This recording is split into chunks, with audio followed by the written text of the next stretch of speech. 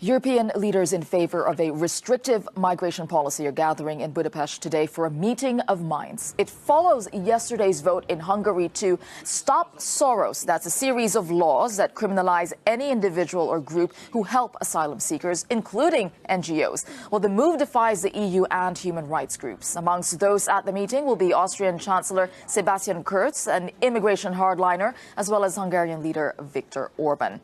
And MPs also passed an amendment saying, and quote, alien population cannot settle in Hungary, outlawing EU attempts to relocate asylum seekers from Italy and Greece. Well, joining us from Paris now is Dutch journalist Stefan de Vries.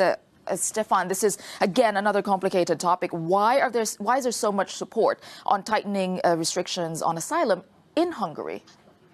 Well, Viktor Orban sees himself as the defender of Christian Europe, as the protector, as a perceived Muslim invasion. And this rhetoric brought him a crushing victory in the last elections in April. He won a two-thirds majority in the parliament. And, well, we've seen that in other countries as well. Being tough on immigration attracts voters. We've seen it in Italy, in Austria and other EU member states. And the Stop Soros campaign slogan was a very popular one. Now, George Soros is seen as the person who is organizing this imaginary foreign invasion, because if you look at the numbers, Hungary has actually one of the lowest immigration rates of the whole European Union. But George Soros is seen as the personification of this invasion. And the fact that Soros is Hungarian, well, it probably really bothers Orban, who sees Soros as some traitor of his country. And that may be an explanation why this Stop Soros bill was voted by such a large majority yesterday in Budapest. Obviously, human rights groups obviously are not going to be happy with this. What can they do? What will their response be to this? Well, of course, they are very disappointed and even upset by this new rule. Their hope, of course, is the European Union. The Council of Europe, which is the continent's leading human rights institution, is currently reviewing the bill.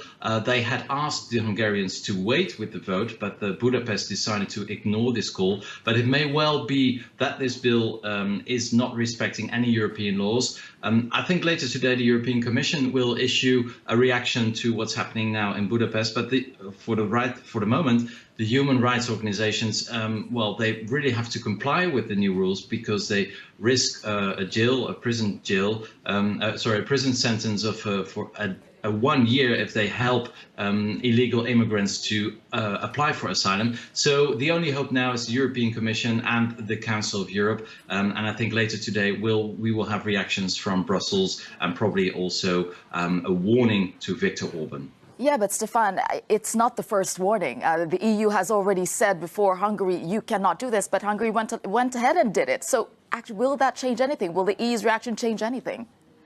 You're absolutely right. Viktor Orban has been defying the European Union for many years now. And we've seen that Brussels is basically, well, they can't do anything. They can threaten. We are seeing the same thing with Poland. They are, of course, trying to get Poland on track because they are not respecting, according to Brussels, the basic rules of a law society. So they can threaten, but what can they do? There is a procedure to exclude the European member states, but this has never been used in the history of Europe, and it will be very difficult because it's very unpopular, especially now in these times that populist parties are gaining more and more votes. So yeah, the European Union can yell, they can shout, but at the end, it's Viktor Orban who wins. And very briefly, Stefan, what's interesting is, again, we're going to have this summit, and Hungary will be in the midst of all those leaders. What do you expect from that? Well, not much. I think the agreement will be that Hungary should respect European law, that the European Commission will look into it. But more importantly, there's another extra mini summit this weekend in Brussels with Italy, Germany, the Netherlands, a number of other countries on the issue. So we see that the migrant issue is really, well, we've talked about this many times this week already, is one of the most urgent this week. And it really doesn't, it's not logical because, as we've seen, the numbers are down. There are actually very few immigrants coming to Europe now. And even in Hungary, there are currently around 3,000 refugees living in Hungary on a population of 10 million. So there's a huge difference between reality and perception, and it will be the task of the European politicians to explain that this gap is not real, and but it will be very difficult since the populists are so popular. Yeah, but what will be interesting is to watch the behind the scenes in those summits. Thank you very much, Stefan de Vries.